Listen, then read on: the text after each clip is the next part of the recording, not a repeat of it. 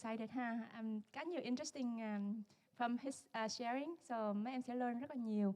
Rồi bây giờ cô mời mấy em chắp tay lại để mình thỉnh thầy ha. Nam mô Bổn Sư Thích Ca Mâu Ni Phật. Nam mô Bổn Sư Thích Ca Mâu Ni Phật. Nam mô Bổn Sư Thích Ca Mâu Ni Phật. Nam mô A Di Đà Phật. Nam mô A Di Đà Phật. Nam mô A Di Đà Phật. Dạ, A Di Phật, con thỉnh thầy chia sẻ với em ạ. A Di Đà Phật. Kính cảm ơn. Dạ. Con xin cảm ơn Quý Sư. A Di Đà Phật. Xin cảm ơn các em. Thank you guys. Thank you so much. How about we sit, we can all have a seat, okay? Yeah. I'll have a seat together.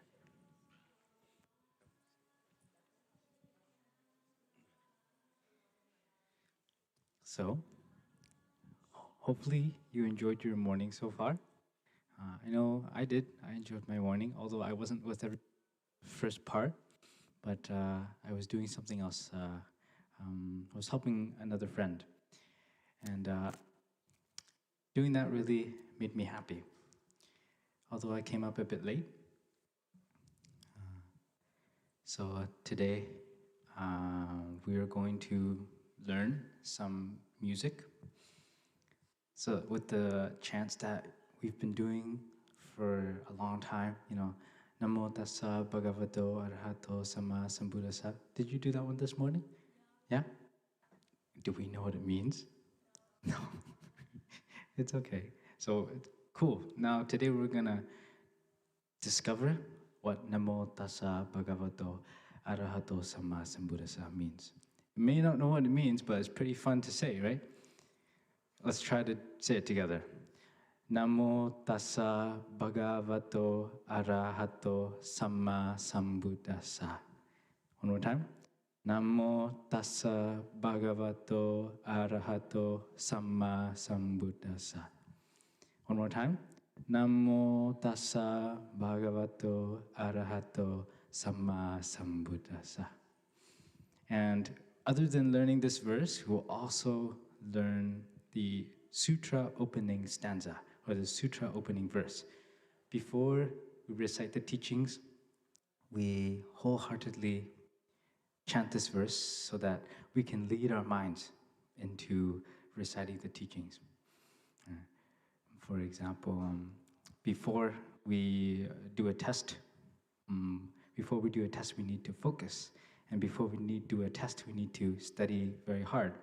And so before we dive into the scriptures, we have to make sure that we are perfectly aware, and in our heart, we have to put our minds in a state where we are happy and open to learn and receive the teachings. Sometimes when you listen to a teaching, or sometimes when you listen to a sutra, you just have to really open up your heart. In your heart, I know I've been using that word a lot and it's been like overused, but bear with me here. We all have a garden in our hearts, right? This morning I shared with my friend, we all have a garden in our heart. And we have good seeds and we have not so good seeds. Sometimes if we are a skillful gardener, we know how to plant seeds that are sweet, seeds that are supposed to taste sweet, like maybe mango. If you find the right type of mango, mangoes are very sweet. Watermelon, yeah, watermelon. Any other sweet fruits that you love? What's your favorite fruit? Cane sugar? I love cane sugar. Every time I go back to Vietnam, I must drink cane sugar. Anyone else? Anything you like that's sweet? Strawberries. So all these fruits can become very sweet if they have good nutrients, it's the right kind of seed, right? But at the same time, we also have seeds that are not so skillful. In our hearts, we have the seed of care, but we also have the seed of throwing a cold shoulder or pushing other people away. We have both that capacity. We have the seed of forgiving, but we also have the seed of revenge. We also have the seed of hatred. We have the seed of patience, but we also have the seed of becoming explosive, right? So with all of these seeds in the garden of our heart, some of us are more fortunate than others. Some of us have been trained to be very good farmers. And when we're trained to be very good farmers, we know what kind of seeds to plant, how to care for those seeds, and how to make sure to pull out the weeds in that garden. But for some of us, it's different. Some of us, maybe we weren't taught how to plant or how to care for a seed, how to germinate a seed, how to make sure the nutrients in the soil are enough for that seed to grow. So within our garden, instead of having a lot of flowers, which symbolize good things, we have a lot of weeds. And everyone has weeds in their garden. The skillful farmer knows how to pull out those weeds. The skillful gardener knows how to pull out those weeds. But sometimes when the farmer is too tired, there's so much stress accumulating in his life. Maybe his brother is not treating him well. Maybe his friends are bullying him at school. Maybe he just broke up with someone he loved very much. Or maybe she got yelled at by her mom and her dad for something she didn't do. Then within that moment in their heart, all they know is just yelling. All they know is just hurt. All they know is just pain. All they know is just fear. And all they know is just suffering. So within that kind of garden, there's no flowers. There's no flowers, and there's a lot of weeds, a lot of rocks. And those people, whenever they come to others, all they can give is just that. Because they don't have anything else to give them, my friends, right? When that's all that you have in your heart, it's not your fault. The conditions around you have turned up in such a way where you have no more fresh or beautiful things to give. So sometimes we might end up going to another person, but they end up hurting us. And the reason why is because within that moment, within their capacity, that's all they have to offer. There's too much stress, too much pain, and too much suffering. So the Buddha teaches us never to have hatred and to always to have love and compassion for everyone, no matter what they do. Because people who hurt us are people who suffer a lot. But if we are trained and we are practicing at Đức Viên temple, we know how to chant the Buddha's name. We know that when we're angry, when we're sad, when we're feeling left out, we can connect with the compassion, connect with the solidity, connect with those good seeds and good qualities inside of us. That means we're able to grow flowers. Maybe not pull out all of the weeds yet, but at least there's a lot of flowers in our garden. Daisies. What else do you guys like? What other flowers do you like? Sunflowers. Sunflowers have very good seeds. Huh? Poppies, tulips, even roses. Right? These are all very beautiful flowers. But once you have a lot of flowers in your garden and you go to someone and you give, you can be selective. You can give either a rose or you can give a weed. And if you're more skillful and you weed your garden every day and you plant only the most beautiful flowers, then when you go to other people, that will be all you have to offer to others. Imagine if all of us, in all of our gardens of our hearts, we all planted only flowers and we weeded them every day. No one would suffer. No one would be sad. We'll only have good things to give to each other. So in the Buddhist practice, we all have this garden of the mind. And we can selectively water it. Today, every time when you recite the Buddha's name, every time when you recite Namo Tassa Bhagavato Arahato Samma Sambuddhassa, at first, you might not know what it means, you might not know why, but once you start to understand the meaning and the process of it, then it becomes more meaningful. Okay. So today, maybe myself and my younger brother, if he will come in a bit, will explain to you the meaning and show you how to chant Namo Tassa Bhagavato Arahato Samma Sambuddhassa. So firstly, Namo. May I ask my friends here if any of us know what the word Namo means? Any Pali or Sanskrit scholars in this room? Our expertise in the Buddhist language? No, such a very... Anyone? Namo?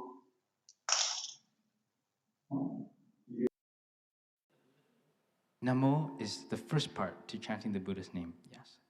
Maybe one of the sisters can help me out? Maybe one of the Suji. Suji can explain in Vietnamese and I can translate into English. Namo means?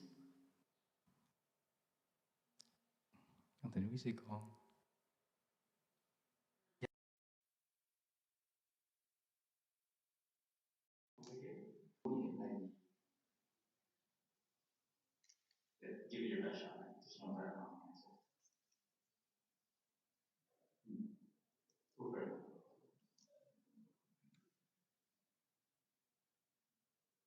Namo means I don't know. Good, that's a good answer. Good. Because when you don't know, that means you are not sure of something. Sometimes we are a bit too sure of ourselves. And when we are a bit too sure of ourselves, we cannot Namo. Namo means to respectfully go for refuge. And if we think we know everything, even Thay here, I know that I don't know everything. I don't know everything that is related to the Buddhist Dharma, and I also don't know what you're experiencing in this moment. And I cannot judge you for who you are just by looking at you. But the Buddha can, because the Buddha understands the nature of the human mind. So once we are so very, very sure that we know everything, when other people say that it's not right, we will say that it's right. Do you guys know the story of the 6 blind men and the elephant? Anyone know? Anyone know the story? Once upon a time, a long, long ago in India, everyone close your eyes. There were 6 blind men. And the 6 blind men decided one day that they wanted to discover what an elephant looked like. So they all went to the zoo, the Indian zoo, and the people who were in charge of the zoo brought them to the elephant. And then one man started to touch the elephant.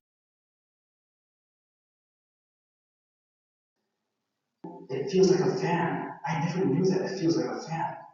And then another man said, The elephant feels like a stump. I'm feeling him right now. He feels like a stump. And then the other blind man said, No, you guys are both wrong. I'm literally holding him in my hands right now. He feels like a paintbrush. And then the other guy says, You guys are all wrong. What are you guys talking about? Are you out of your mind? The elephant, actually, I don't know what the elephant feels like. So, another one of them said, You guys are all wrong. I know what he feels like. He's very, very,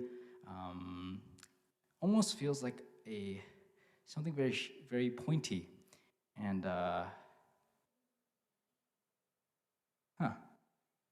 So they all knew what, like, you can open your eyes now.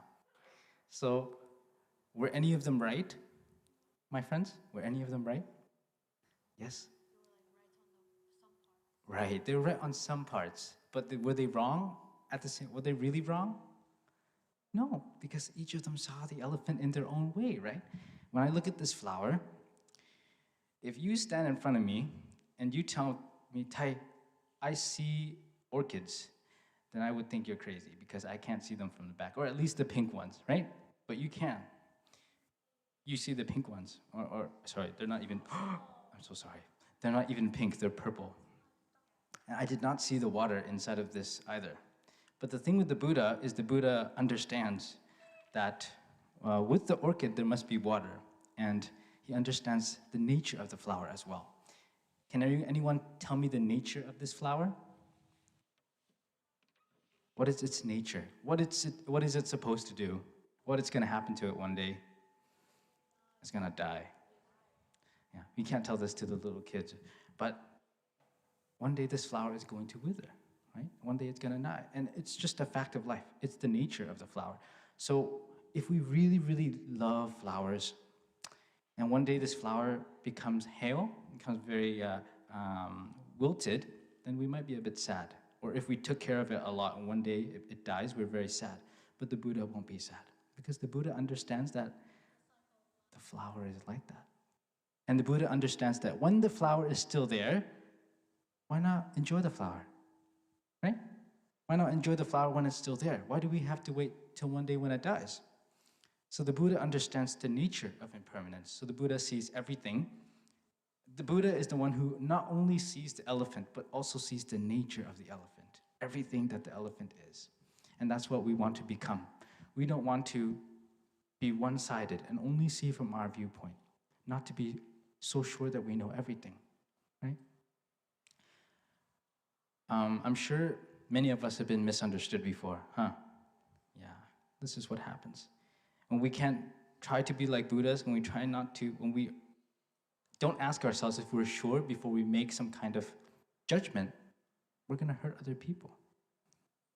Has mom and dad ever yelled at you for something they misunderstood you for doing? Please, hands up. Show me. Show me if your mom and dad has ever accidentally yelled at you for something you didn't do. Did they say sorry to you afterwards? Ồ, vậy là bậy quá rồi, không bậy ha. Giờ ba mẹ làm vậy thì mình sao? Mình phải làm sao? Làm tốt hơn ba mẹ, đúng không? We can't teach mom and dad. Mình không thể nói mẹ lần sau mẹ phải xin lỗi con nha. Mẹ làm vậy là không có được. Mình còn nhỏ sao mình nói vậy được? Nhưng mà nếu mà mỗi lần mình làm gì sai, mỗi lần each time we do something we misunderstand mom, we come up to mom and we say sorry. That can change her. Mai mốt mẹ suy nghĩ có thể mẹ bực mình, mẹ la mình một cái gì đó, sau đó mẹ biết là mẹ la oan cho mình, nhưng mà mẹ nhớ, ủa sao mỗi lần mình la oan nó lỡ nó nói gì mình mà mình không làm chuyện đó, xong nó tới nó xin lỗi mình, mà giờ mình không xin lỗi lại nó. Hay là mấy em nhắc ba, cũng không cần nhắc nữa, em chỉ cần sống như vậy thôi là có thể chuyển được ba mẹ rồi. Huh? So that's because the Buddha is able to see everything as it is. And the more that we see, the more that we lower our thought that we know everything. Cái người mà họ nghĩ là họ biết tất cả mọi thứ rồi rất là nguy hiểm. Trong Phật Pháp này gọi là một cái nạn gọi là thế trí biện thông. Là mấy người này họ tất cả cái gì họ cũng biết hết trơn á, nhưng mà thật sự ra họ không biết cái gì hết trơn á. These people know everything, but actually they don't know anything. Because when we think that we know everything thì mình đâu có tiếp nhận, mình đâu có học được nữa, đúng không? Nhưng mà mình thấy mình đủ rồi, mình ăn mình thấy mình no rồi, mình đâu có cần ăn nữa. Mà đôi khi có những món mình chưa bao giờ thử, uống cả một cuộc đời chưa bao giờ ăn poutine, uống một cuộc đời chưa bao giờ ăn mì gói, đúng không? Ai đây thích ăn mì gói? Tại thích ăn mì gói. I love instant noodles. What's your favorite? Your favorite? Huh? All, huh? Noodle. You? What's your favorite? What's your favorite brand? Thai Tom Yum, Mama Noodles? Yeah, I love that as well. Anyone else? And anyone like chapaghetti? Oh, it's kind of bitter, huh? Kind of nasty sometimes. But if you make it well, it tastes good. So, nếu mà mình không try, mình không mở lòng ra thì mình sẽ không bao giờ tiếp nhận được những cái mới, đúng không? And so that's what part of it means. Namo means to lower yourself. we mạng means to come back, to bring your whole life, your whole body, your whole entity to take refuge in. Ở đời, in life, all of us have a place to take refuge. Refuge is a place where we feel safe, where we feel like there's peace, and we feel a lot of relaxation when we go there. We feel a lot of love, a lot of care, and a lot of support. For you, where is your place of refuge? Can someone tell me? We might have different places of refuge, yes? Could be a person, place, or thing. Society? Wow, if you can take refuge in society, that means super good, man. Society rất là loạn, nhưng mà mình vẫn có thể take refuge in society. Ai nữa? Ai nữa?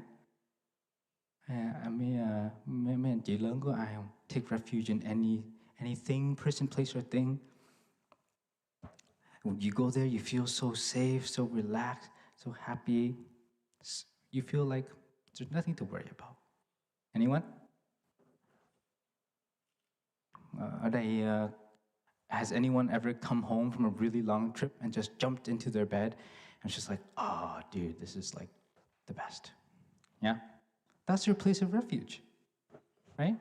Another place of refuge is like, for example, your mom. Lúc mà mình còn nhỏ, mình bị té hay là mình bị ai đó ăn hiếp, thằng Tèo, thằng Tí nào nó ăn hiếp mình tới mình khóc với mẹ ôm mình nói, không sao đâu con. Đó là cái chỗ mà mình cảm thấy mình nương tựa được, mình cảm thấy mình safe, mình happy. Thì quy mạng means you bring your whole entity to take refuge in that place where there is a lot of care, there is a lot of love and support. We can all do that for each other. Mỗi lần mình chắp tay, mình Nam Mô A Di Đà Phật, mình cũng có thể làm nơi nương tựa cho người khác. Đức Phật, the Buddha, can be our place of refuge. You think about it, he passed away many thousands of years ago, 2,600 years ago. But people still go for him for refuge because of the way he lived, because of his teachings, right? So we can also do that as well. So that's Nam Mô. Nam Mô means going for refuge with all of what you are, or all of what you're not. Everything with your whole heart, your whole entity. Next is Tassa. Tassa is to him. To him. To him doesn't have to be to him, could be to her as well. To her. Bồ Tát Quán Thế Âm. Actually, Bồ Tát Quán Thế Âm is neither man or woman. Did you guys know that? No? Bồ Tát Quán Thế Âm is kind of like, he's really cool. She's kind of like a shapeshifter. In Kinh Phổ Môn, in the chapter on the universal door of compassion, it's called the universal door of compassion because it's like a door. And when she walks through that door, she can go anywhere she pleases and choose to be what she wants to be, but only to help people. And she has 32 different shape-shifting forms, transformations. For example, when you're sick, you go to the doctor, right? When you are stuck with math, you go for a tutor, right? When you are hungry, you go to your mom or dad. But think, you guys see the image of ở dưới trải đường có một Bồ Tát có rất là nhiều tay. A Bodhisattva has many arms. And in our lives, there is also one person that has many arms, holds many things at once, and does many things at once. Maybe one or two or three people. Can you guess? Huh? I heard it. Mom, our mom. When you're sick, đau bụng, hồi nhỏ đau bụng cũng kiếm mẹ, đi học mẹ cũng chở đi, giặt đồ cũng mẹ, rồi học toán không biết cũng hỏi ba, cũng hỏi mẹ. Rồi mẹ làm gì cho mình nữa? Mẹ cũng la mình nữa, mẹ la mình mới nên người, đúng không? Mẹ không phải là một phần hóa thân của Bồ Tát Quan Âm hay sao? Một người nhưng mà làm bao nhiêu việc, đúng không? Thì mình cũng vậy. Đôi khi, sometimes we can be a friend. For example, when I play with you guys, I'm not your teacher, I'm your friend. We play basketball, we play soccer, play badminton. I love sports. When we sing, when we dance, I become a crazy person. But when I teach, I can be a teacher, right? So we can be many different things for each other. And the ultimate goal is to help each other. That's all we want to do. First is two components. Mấy em có nghe chữ từ bi không? Từ bi. Mấy em giải thích được chữ từ bi cho thầy không? Từ bi. Từ là gì? Từ là word. Hay. Em rất là giỏi tiếng Việt. Còn em nào nữa không?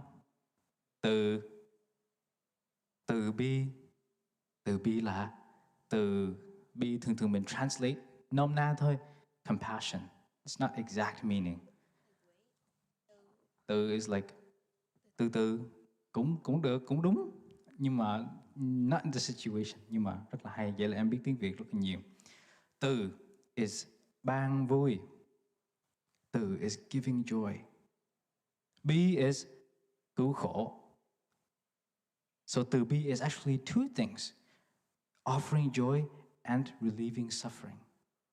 Đó, hai cái lẫn. Đức Bồ Tát Quan Âm, khi nào mình nhìn Bồ Tát Quan Âm mình cũng nói Ngài rất là từ bi. Từ bi nó có hai ý nghĩa lẫn. Mà khổ, ban vui cứu khổ không phải chỉ cho mình thôi, mà cho tất cả mọi người luôn. Mẹ nói với thầy nha. Này, it's in Sino-Vietnamese, so it's kind of cool, okay? Từ. Đấy, mạnh lên. Từ. Có mấy em nói được không? Năng giữ. Nhất thiết. Chúng sanh chi lạc. Rồi. Tiếp. Bi. Năng bạc. Nhất thiết. Chúng sanh chi khổ. Không phải là chỉ khổ nha, chi khổ. Giỏi. Năng giữ nhất thiết chúng sinh chi lạc, tức là we can bring and offer joy to all living beings. We can keep that joy for them, to give it to them. We can offer them joy. Chỉ cần đôi khi thấy ai mà buồn, mình cứ nhìn họ cái, mỉm cười một cái thôi. Nó không có tốn đồng xu nào hết, đúng không? You don't waste any money when you smile. You even get more friends when you smile. Or maybe, unless someone is having a hard day, then maybe they don't want you to be so cheerful and happy around them. But vậy thì mình không có cho được niềm vui thì ban đầu mình có thể làm gì? Mình cứu khổ. Mình tới mình nói với bạn đó. Yeah, I know it might be a lot for you today. When I first came here, it was like that as well. Did mom make you come here? Did dad make you come here? Yeah, it was like me for that as well. But, over the time, it does get a bit better. And if you want, you can stick around and we can go through this day together. Đó là cứu khổ. Cứu khổ, rồi trong lúc cứu khổ, mình có thể mình dẫn bạn đó đi chơi, mình làm đủ thứ để mà cho bạn đó niềm vui. Trong đời mình, ai cũng muốn vui, ai cũng muốn hết khổ, đúng không? Mà khổ và vui cũng do mình, sometimes. Yeah. Nếu mình ngồi ở đây á, mình lắng nghe những cái gì mà được nói, thì tự nhiên mình sẽ thấy hứng thú. Nếu mình nghe tất cả trái tim mình sẽ thấy hứng thú. Nhưng mà nếu mình ngồi đây ở trong đầu mình có sẵn cái ý là oh man, why do I have to sit here? Thì tự nhiên cái đó nó trở thành một cái big fence, big wall. Thầy nói cái gì đó nó cũng chú nó bắn lại ngược trở lại thầy chứ nó không vô được, hiểu không? Cho nên sometimes mình phải đập bể cái tường đó, mình phải be courageous, đập bể nó, động tan nó luôn, để cho tất cả mọi thứ mình có thể tiếp nhận. We're already here, so we can do the best we can to receive and take everything that we can take. Namo tassa is to him, or to her, or to the Buddha. Hồi nãy thầy chia sẻ, before I share with you, the Buddha is he a God? No, he was a human being just like me and you. And the reason why he wanted to become a Buddha was because he saw a lot of suffering. He saw 4 things. Do you guys remember these 4 things? Yes? One of them. Yeah, one of them. I mean, killing, that is pretty close. Yes. A hermit, yes. So our friend here said killing. Kill equals death, right? So the Buddha saw a dead man, right? What else did he see? A sick man. Before he was the Buddha, so he was a prince, Prince Siddhartha. Anyone else? An old person, an old man. So the prince himself was very intelligent.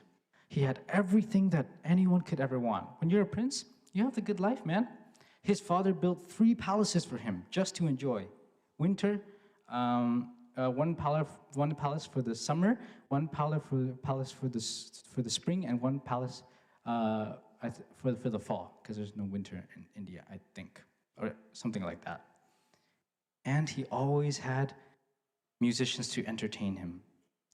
When you're a prince, you just say, I want that new iPhone 14. People will bring you that iPhone 14. So the Buddha could get anything and anyone that he wanted, basically, or the prince, right? He was also very intelligent. He excelled in all of his studies. He was a very good archer. He knew how to play the flute very beautifully. And he also was very compassionate. So he was like the perfect person, almost literally. He's also very handsome as well. So the Buddha he had everything, but he let go of everything. Because he saw that those things couldn't bring us true happiness. One day, if you have all this power, all this fame, all this fortune, when I become a king, I know that within my people, there will still be people who suffer because husband and wife are not getting along. People murdering each other, killing each other, people stealing, people cheating, people committing theft. There's a poverty everywhere. And most importantly, nobody can escape old age, sickness, and death. So he had everything, guys, but he let go of everything because he didn't want himself to suffer the same way. He didn't want his wife to suffer the same way, his newborn child to suffer the same way, didn't want his father to suffer like that, and didn't want his mom to suffer like that. Before the prince left the palace, his father knew that he was going to leave at some point. And even when his father pleaded him, you know what he said? He said, Father, if you can grant me these 4 wishes, I will stay and take on your place as king. Can you guys guess what those 4 things are? It's in relation to what I just talked about, the 4 things that we just talked about. Anyone? Yeah? Huh? No death. That's one of them, yeah?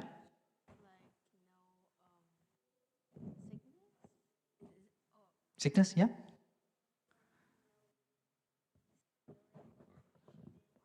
Oh, the 5 precepts. She knows the 5 precepts. Very wonderful. So he said, Father, promise me that you can make me and everyone around me live forever. First of all, promise me that none of us will ever get old. Second of all, promise me that we will never grow sick. And third of all, promise me that we will never ever die. Promise me that you can do these things for me. And promise me that no one will suffer. And his father's like, I can't stop my son from going. He really wanted to find an answer to the end of suffering, to help people and help himself and those people around him. So when we pay homage to the Buddha because the Buddha, eventually, he did find the way to the end of suffering. And this is what we are learning, which is what we are experiencing today. Up to this moment, 2,600 years later, the Buddha is still alive in this very room. Why? If the Buddha was really present, if this Buddha was standing in front of you right now, but you didn't understand his teachings, would his being alive be beneficial to any of us? Well, yes, but no. Yes, because as soon as you look at the Buddha, literally all of your afflictions, whoosh, goes away. Because the Buddha is the epitome, the very highest point of mindfulness and compassion and love. But if we don't practice his teachings, we can't always look at the Buddha every day and always glue ourselves on the Buddha. We have to practice his teachings. So although he has passed away physically, but because we practice his teachings today, he's still alive in each and every one of us. And if we can live like the Buddha, thousands of years later, people will remember us for who we for not who we are, but what we did. People still remember Thomas Edison, right? I think he invented the light bulb or something, right? Is it? Was it Thomas Edison? Yeah. Well, people still know him because he did something for people. He actually did something. Was it Thomas Edison, guys? I think so. Yeah. Actually, he approved it. The light guy? Oh, right. So yeah, I just want to be like correct here. So all these people are still remembered today because of the things that they did. So the way that we live is the most important. Homage to him, Dasa Bhagavato, is the Blessed One. They all refer to the Buddha as the Blessed One. That means the one that has a lot of virtuous qualities, the one that has a lot of blessings, and the one that can bring a lot of blessings to people.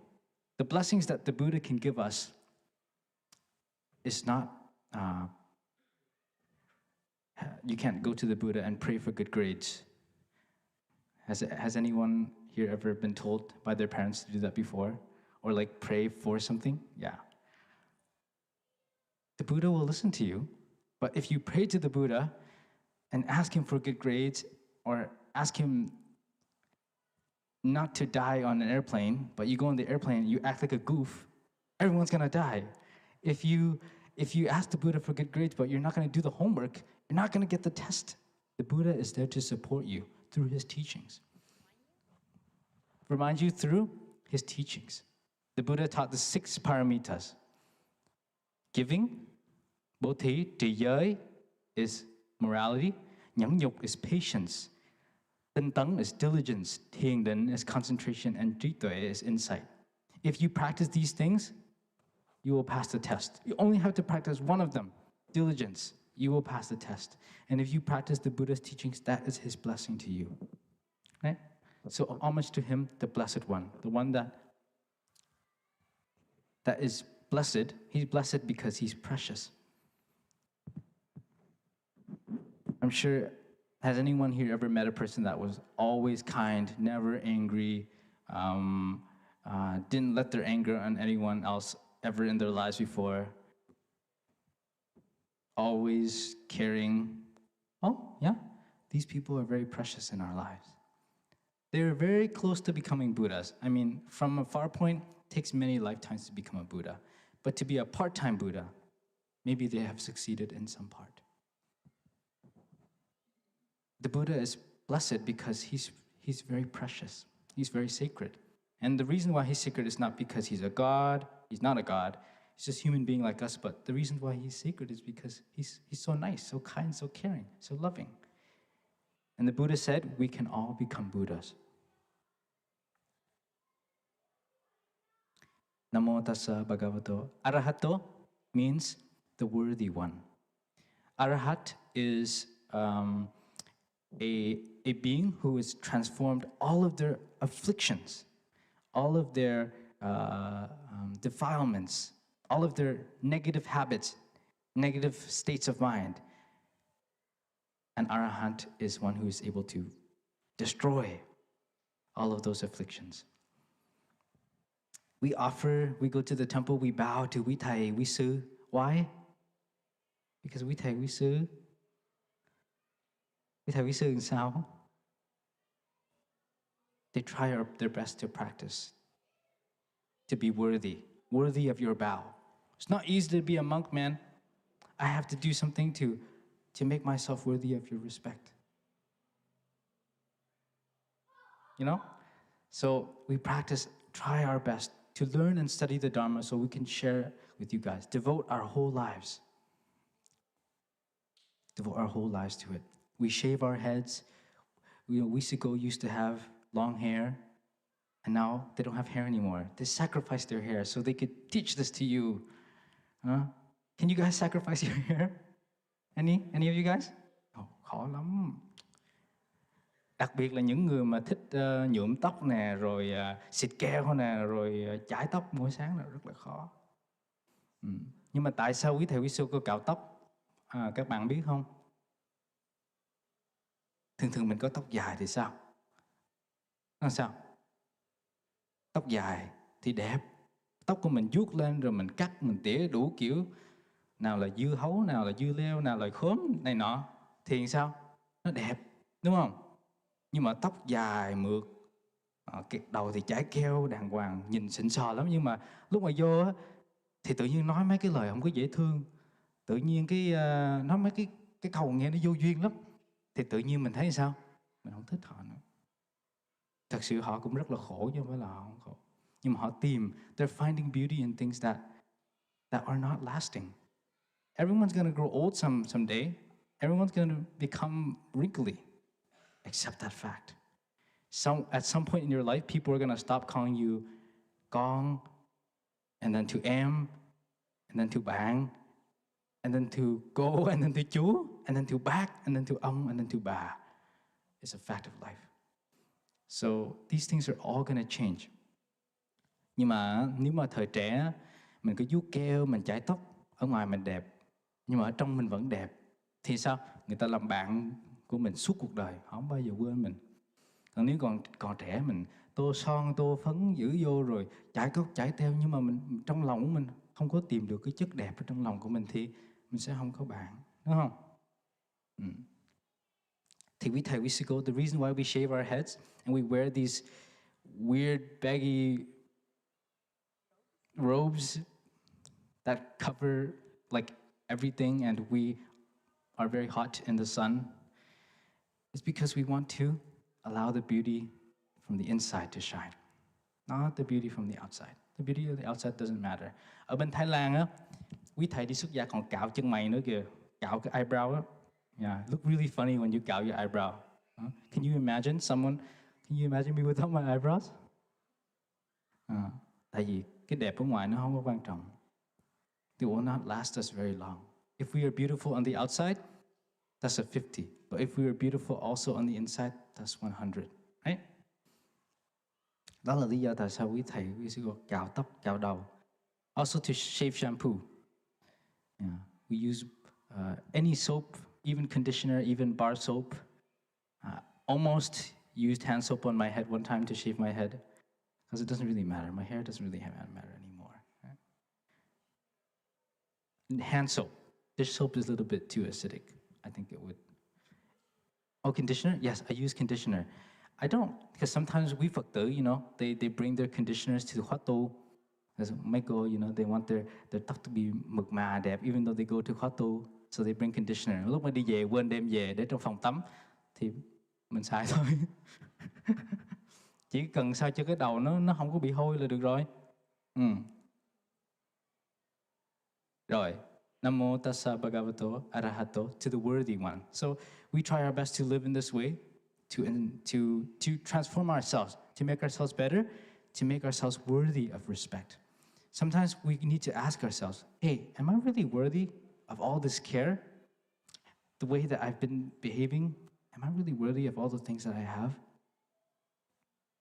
When we think of the Buddha, he's blessed, right? He's handsome, he's intelligent, he's kind.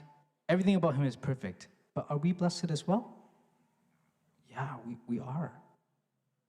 First of all, we have the capacity to become like him, equal.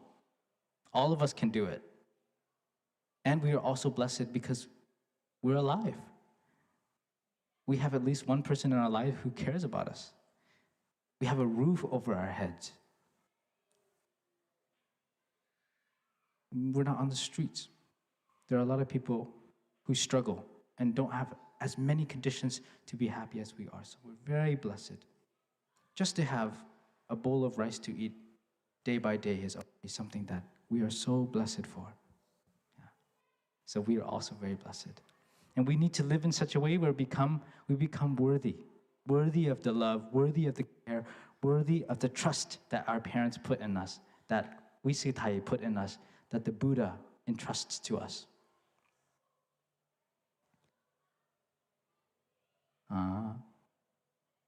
So we live in such a way where we will become worthy. Namo tassa bhagavato arahato samma sambuddhassa. Samma is the Samma sambuddhassa means to to the perfectly self-enlightened one. Uh-oh, I'm running out of time. I'm so sorry, guys.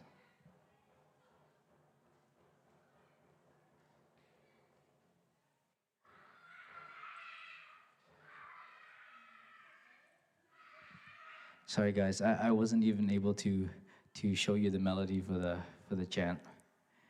I'm so sorry. I'm sorry. Dạ, A Di Đà Phật. Kính bạch thầy, tới giờ là mình dùng trưa, nhưng mà các em cũng đang say sưa để nghe thầy truyền đạt cho các em nghe rất là hiểu về vấn đề của thầy dạy. Thì mong rằng cái giờ sau á, thầy có cái giờ mà Dhamma Talk á, thì thầy có thể truyền đạt lại cho các em hiểu thêm. Dạ. Ok, vậy mình bắt nợ nhau nha. Cái gì trả lại sau nha. Thank you so much for your listening. And giờ mình niệm, mình hồi hướng đi. Em biết bạn nguyện đem công đức này không? Mình hồi hướng tiếng Anh trước, xong mình hồi hướng tiếng Anh thôi. Yeah. Just repeat after me, okay?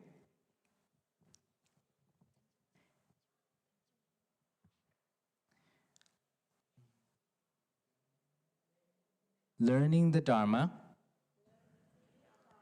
practicing the way of awareness, gives rise to benefit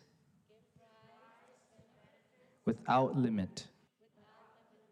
We vow to share the fruit with all beings.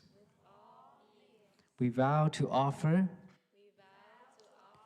tribute to our parents, teachers, friends, and numerous beings. Numerous beings. Hold on, I need to sing the melody. Reciting beings, reciting the sutras, practicing the way of awareness, gives rise to benefits without limit. We vow to share the fruits with all beings. We vow to offer tribute to parents, teachers, friends, and numerous beings.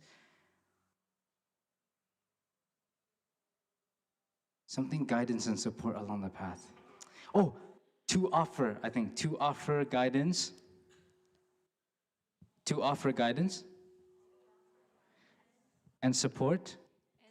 Oh, sorry, it's who offer guidance and support along the path. Namo Amitabha. Namo Amitabha Buddha. Namo Amitabha Buddhaya. Okay, thank you so much, my dear friends, for your listening. Dạ, A Di Đà Phật. Dạ, chúng con xin cảm niệm ơn Đức Thầy đã hướng dẫn và chia sẻ với em.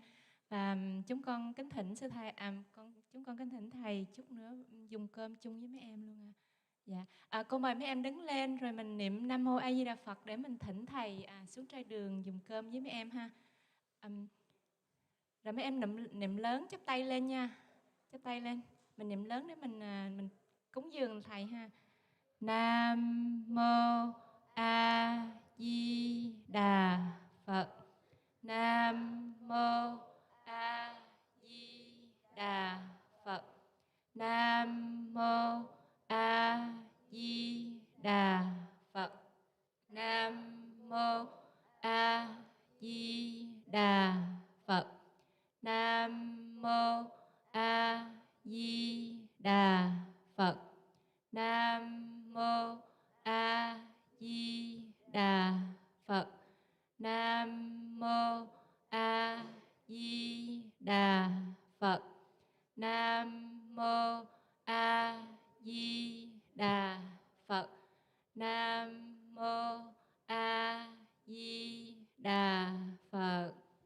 Sư cô thông báo là những em mà phụ group leader hoặc là những em mà phụ ở dưới bếp á, thì sư thầy nhắc mấy em á, là mỗi khi mà giờ giáo lý á, mấy em lên chánh điện để học giáo lý. Mấy em không có ngồi